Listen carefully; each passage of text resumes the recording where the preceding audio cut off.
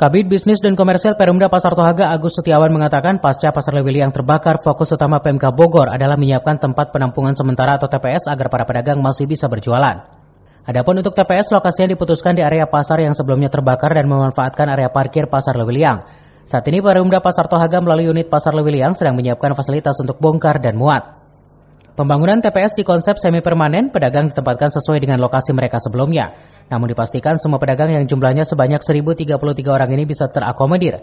Dalam pelaksanaannya, Perumda Pasar Tohaga melalui unit Pasar Lewiliang akan bekerjasama dengan Forkopimjam setempat.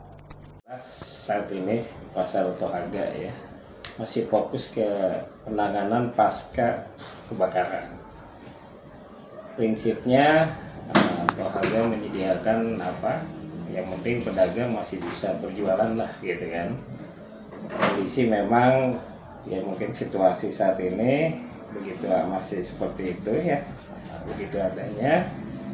Kami fokuskan TPS itu sementara masih di area yang terbakar. Jadi lahan parkir kita manfaatkan, kita berdayakan. Nah ini kita sedang pikirkan juga nanti langkah selanjutnya untuk fasilitas bongkar muat dan parkir yang terpakai. Mudah-mudahan ini segera teratasi. Dari Kabupaten Bogor, CV Suryadi melaporkan.